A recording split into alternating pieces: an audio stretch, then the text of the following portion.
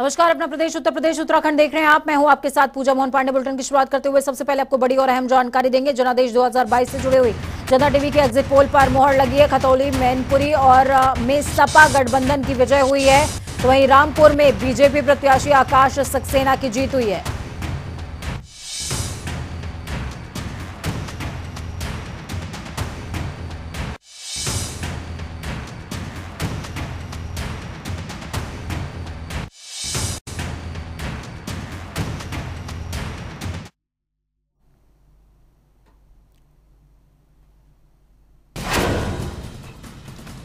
तो मैनपुरी सीट से डिंपल यादव की विजय हुई है। वहीं रामपुर की अगर बात करें तो आकाश सक्सेना जीते। आरएलडी के मदन भैया खतौली सीट से विजयी हुए हैं। यह प्रेडिक्शन जनता टीवी ने पहले ही कर दिया था कि इन तीनों ही सीटों पर यही तीन प्रत्याशी विजयी होने जा रहे हैं। आज दो राज्यों और यूपी में हुए एक लोकसभा और दो विधानसभा सीटों पर नतीजे आ गए और कई सीटों पर भी उपचुनाव हुए, लेकिन दो राज्यों पर और यूपी के रामपुर और मैनपुरी सीट पर हर किसी की निगाह टिकी हुई थी। लेकिन जब नतीजे आए तो कई कीर्तिमान स्थापित हुए, तो कई प्रत्याशियों को हार का सामना भी करना पड़ा। सबसे बड़ा उलटफेर रामपुर में, जहां एक वक्त तक सपा प्रत्याशी आगे चल रहे थे, लेकिन आखिरी वक्त में आकाश सक्सेना का जीत जाना सबको हक्का बक्का कर गया और इसी के साथ रामपुर का किला भी ढह गया है। लेकिन इन सब के बीच बीजेपी कार्यकर्ताओं में काफी उत्साह देखने को मिला। हमारे तमाम नेता कार्यकर्ताओं को पुलिस रात भर ढूंढती रही, एजेंट न बन जाएं, ये साजिश रचते रहे। जसवंत नगर के ब्लॉक प्रमुख, उसके घर दबिश पुलिस कूद गई बाउंड्री पार करके। वहां पर तो मैं धन्यवाद और बधाई दूंगा प्रभारियों का, सेक्टर प्रभारियों का,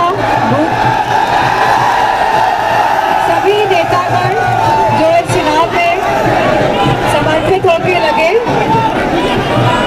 मैनपुरी की जनता का, मैनपुरी लोकसभा क्षेत्र के सभी लोगों का जिन्होंने समाजवादी पार्टी का समर्थन किया है और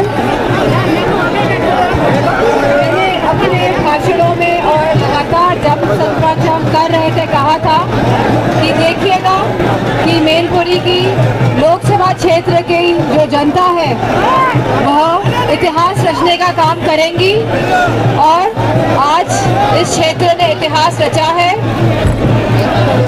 और यह जीत जो आज समाजवादी पार्टी ने दर्ज कराई है,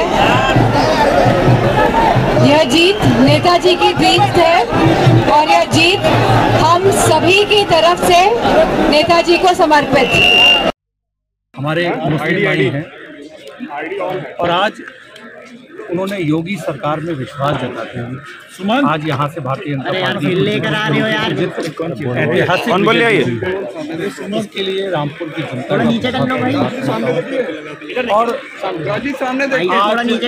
आज ये साफ हो गया है कि इस देश में जो रामपुर का मुसलमान ही नहीं, उत्तर प्रदेश का जो मुसलमान है वो योगी सरकार में पूरी तरह सुरक्षित और सम्मान महसूस कर रहा है।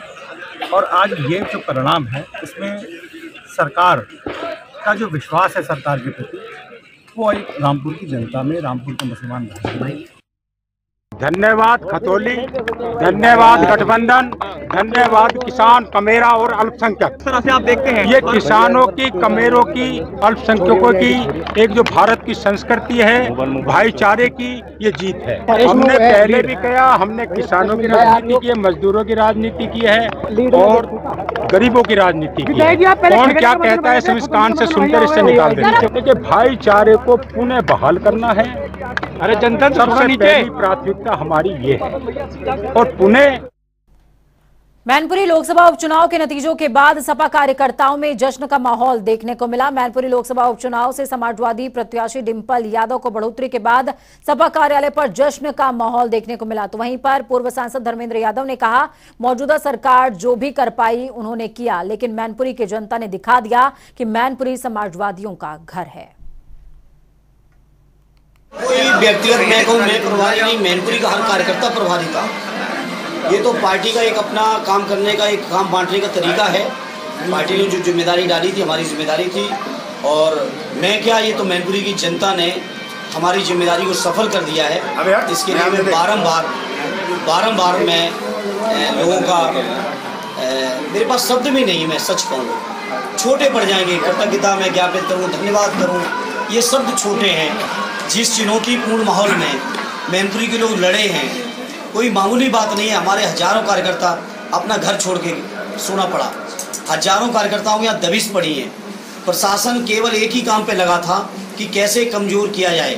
मैनपुरी के जिलाधिकारी, सीडीओ, कप्तान, सभी तहसीलों के एसडीएम, सीओ, दरोगा और बाहर तक की फोर्स को ला। मैनपुरी लोकसभा सीट पर सपा प्रत्याशी डिंपल यादव ने भारी मतों से जीत हासिल की और इससे यह स्पष्ट हो गया कि सपा का गढ़ मानी जाने वाली सीट सपा के पास ही रहेगी। तो वहीं मैनपुरी में सपा को मिले समर्थन के लिए शिवपाल सिंह यादव ने जनता का आभार जताया है। नेताजी के नाम से अब भी नेताजी का जलवा कायम है और रहेगा ऐसे। अधिकारियों ने बहुत दबाव बनाने की कोशिश की, लेकिन जनता ने खुल करके वोट दिया। यहाँ पर जो भी मंत्री आते थे, सरकार के जितने भी मंत्री आते थे, सीधा अधिकारियों से वोट मांगते थे। तो उसको बंद कर दो, उस पर मुकदमा लिख दो, उसका उत्पीड़न कर दो और वोट कम डालवाना।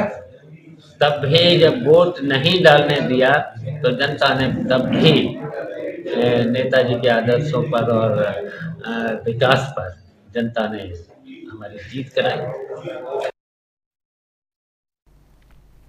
तो शिवपाल सिंह यादव को सुन रहे थे आप। शिवपाल सिंह यादव ने जीत की बधाई दी है। इस दौरान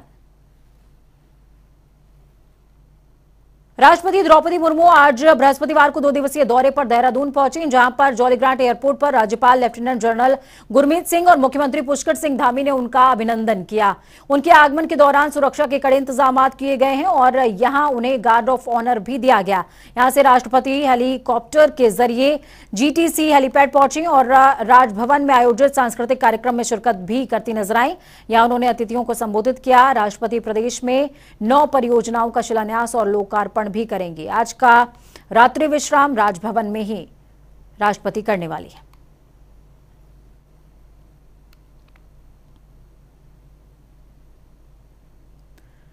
तो वहीं दिवंगत जनरल विपिन रावत को उनकी पहली पुण्यतिथि पर आज पूरा देश मन, हृदय और आत्मा से नमन कर रहा है। बीजेपी मुख्यालय में विपिन रावत को श्रद्धांजलि दी गई। इस दौरान मुख्यमंत्री पुष्कर सिंह धामी, प्रदेश अध्यक्ष महेंद्र भट्ट, पूर्व मुख्यमंत्री त्रिवेंद्र सिंह रावत समेत कई नेताओं ने श्रद्धा सुमन अर्पित किए। जनरल विपिन रावत का पिछले 8 दिसंबर को तमिलनाडु के कुन्नूर के पास एक हेलीकॉप्टर दुर्घटना में निधन हो गया था। जनरल विपिन रावत के साथ उनकी पत्नी मधुलिका और भारतीय सेना के 11 और अफसरों की भी इस भीषण हेलीकॉप्टर क्रैश में मौत हो गई थी। देश के पहले सीडीएस के तौर पर सीमाओं की सुरक्षा के लिए जनरल विपिन रावत ने साहसी फैसलों और सशस्त्र बलों के मनोबल को हमेशा से ही ऊंचा रखने में योगदान दिया। उत्तराखंड में कुमाऊं मंडल के प्रसिद्ध तीर्थस्थलों को नई पहचान दिलाने के लिए मानस खंड कॉरिडोर का निर्माण किया जा रहा है। आपको बता दें कि इस कॉरिडोर को चारधाम यात्रा से भी जोड़ा जाएगा और इस कॉरिडोर को नई पहचान दिलाने के लिए प्रधानमंत्री नरेंद्र मोदी उत्तराखंड पहुंचेंगे। पीएम मोदी के प्रदेश आगमन पर सीएम धामी ने कहा कि पीएम मोदी का सीमांत क्षेत्र के प्रति विशेष लगाव है। सीमांत क्षेत्रों में बसे गांव उनकी सर्वोच्च प्राथमिकता में शामिल हैं। हम उनसे अनुरोध करेंगे कि पीएम पिथौरागढ़ के नारायण आश्रम भी प्रवास करें। माननीय प्रधानमंत्री जी का जो हमारे सीमांत के गांव हैं, सीमांत क्षेत्र हैं, उनको प्राथमिकता में लेना, उनके विकास को प्राथमिकता देना और अंतिम गांव को पहला गांव, अंतिम क्षेत्रों को, सीमांत क्षेत्रों को पहले क्षेत्र के रूप में उनका विकास करना उनकी प्राथमिकता में है। इस बार माणा गांव के प्रवास के दौरान उन्होंने उस क्षेत्र के विकास का एक मॉडल बनाया है। बद्रीनाथ धाम का मास्टर प्लान उनकी गहन समीक्षा की है। केदारनाथ जी का काम उनके मार्गदर्शन में लगातार। दिवंगत सीडीएस जनरल विपिन रावत की प्रथम पुण्यतिथि के मौके पर देहरादून में रक्तदान शिविर का भी आयोजन हुआ, जिसमें बढ़ चढ़कर युवाओं ने हिस्सा लिया। तो वहीं रक्तदान शिविर का शुभारंभ करने से पहले प्रदेश अध्यक्ष बीजेपी के महेंद्र भट्ट और पूर्व मुख्यमंत्री त्रिवेंद्र सिंह रावत ने दिवंगत सीडीएस को श्रद्धासुमन अर्पित किए। साथ ही हर साल पुण्यतिथि पर इस तरह के कार्यक्रम आयोजित किए जाने की बात भी कही है। हमारे उत्तराखंड के वीर नायक के रूप में उनकी एक पहचान थी और पहले सीडीएस बने, पूरा उत्साह था। खासतौर पर उत्तराखंड जो हमारी वीर भूमि है, उस वीर भूमि का ऐसा कोई गांव नहीं है जहां से सैनिक ना हो। इतना बड़ा सम्मान और हमें बहुत उस समय एक बहुत बड़ी क्षति मैं कह सकता हूं कि भावनात्मक रूप से भी हुई है। और मैं आभार व्यक्त करता हूँ वीर भूमि फाउंडेशन ने इनके इस शहीद दिवस पर और रक्तदान शिविर का आयोजन किया है। सराहनीय है, ये भी एक बड़ी श्रद्धांजलि के रूप में विपिन रावत जी को मानी जाएगी। रावत साहब को तमाम संस्थाओं के द्वारा अपने अपने तरीके से श्रद्धांजलि दी जा रही है, उनको याद किया जा रहा है। आज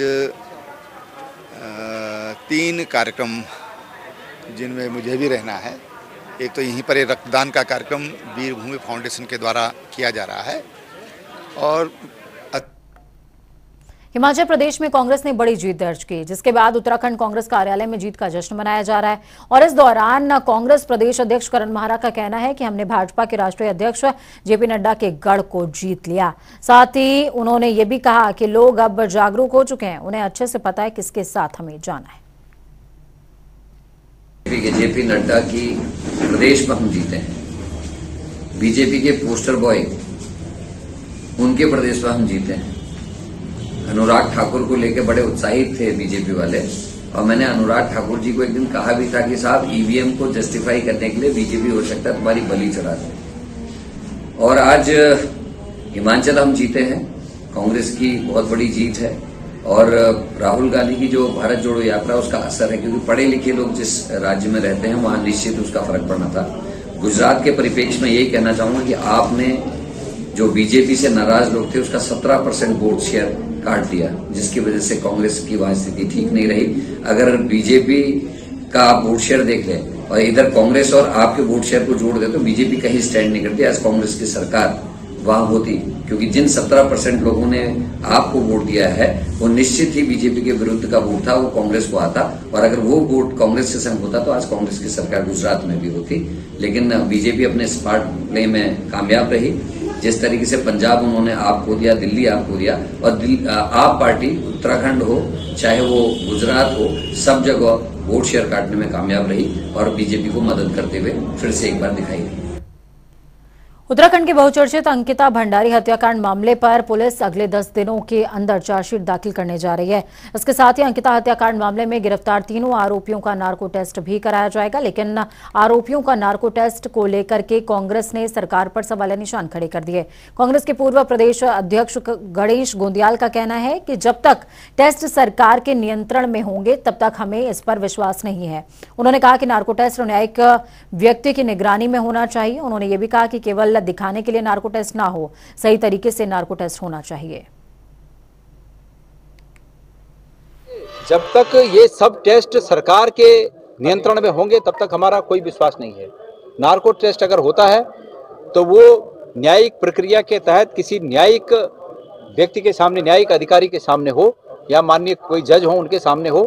और जो नार्को टेस्ट में जो प्रोसीजर होता है, जो इंजेक्शन दिया जाता है, वो भी सही है कि नहीं।